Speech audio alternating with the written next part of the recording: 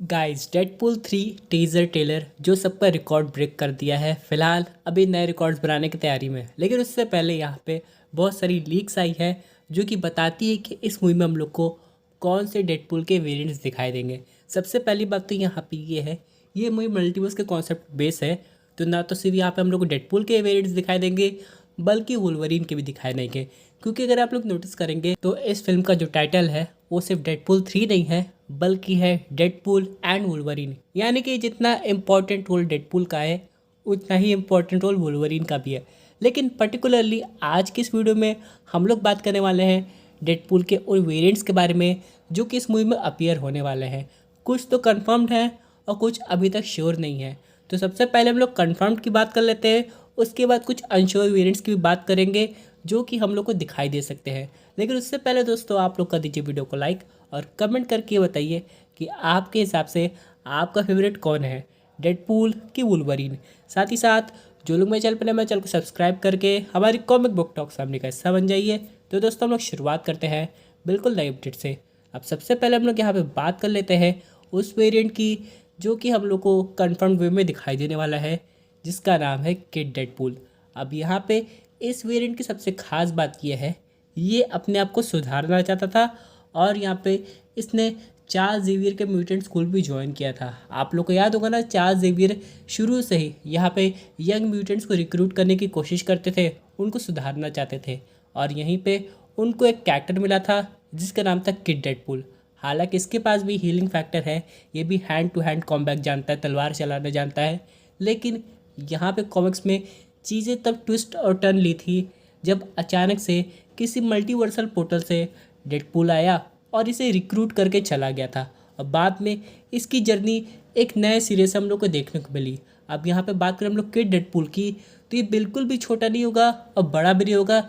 ये हम लोग को इस मूवी में एज ए टीनेजर देखने को मिल सकता है।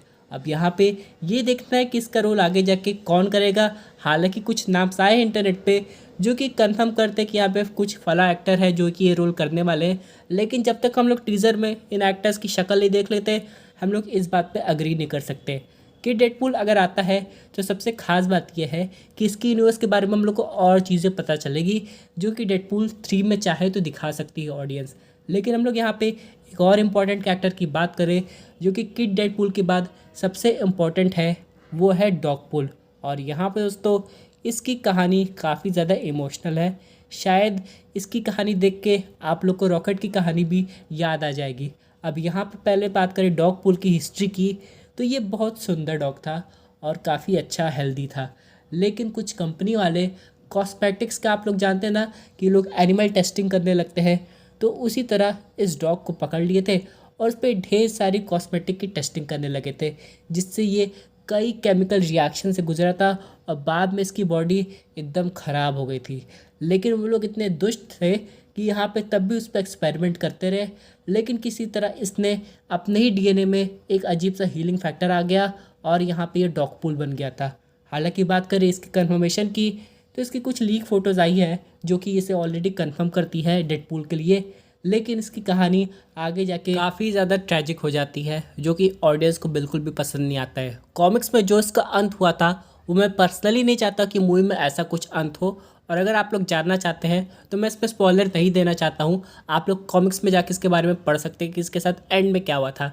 लेकिन भाई ये मार्वल सिनेमैटिक यूनिवर्स है और जैसा कि हम सब लोग जानते हैं यहाँ पे एग्जैक्टली कॉमिक्स की स्टोरी लाइन अडॉप्ट नहीं होती है। तो यहाँ पे मैं चाहता हूँ पर्सनली कि इस कैरेक्टर के साथ जस्टिस हो और यहाँ पे ये अच्छी तरह हो जाए इसके साथ सब कुछ भाई।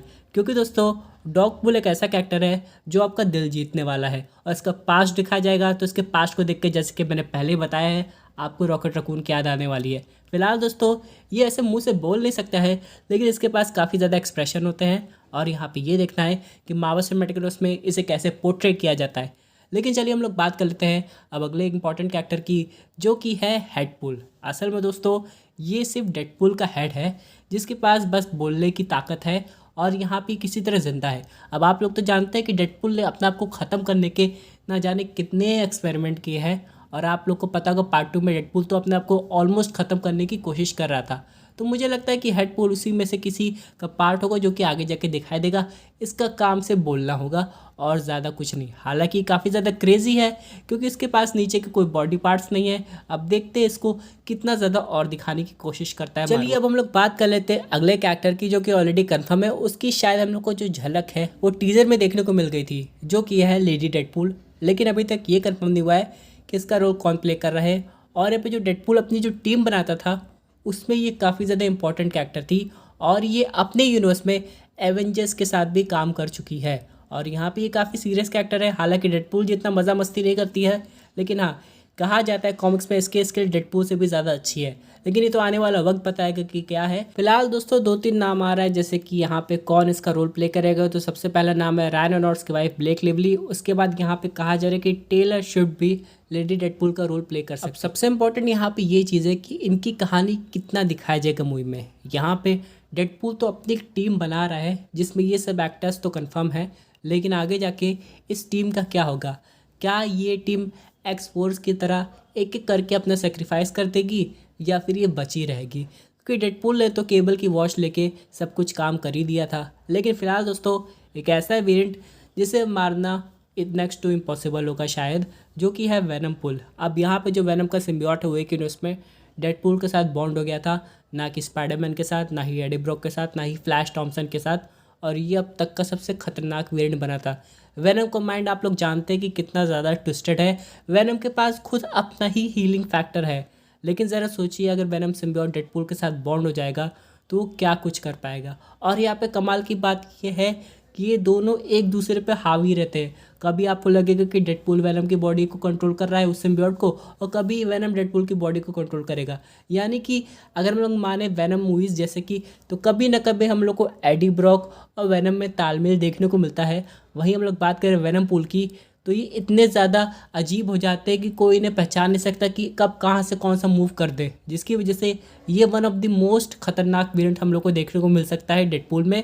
लेकिन इसकी उम्मीद अभी कम है क्योंकि अभी तक ये श्योर नहीं है कि ये वाला वेरिएंट हम लोग को दिखाई देगा कि नहीं। वैसे ऑडियंस अगर इस वेरिएंट को देख लेगी तब शायद उनकी हाइप वेनम 3 के लिए थोड़ी बढ़ जाए, क्योंकि हो सकता है आगे जाके इसका अपीयरेंस वेनम वर्स मूवी में हो जाएगा।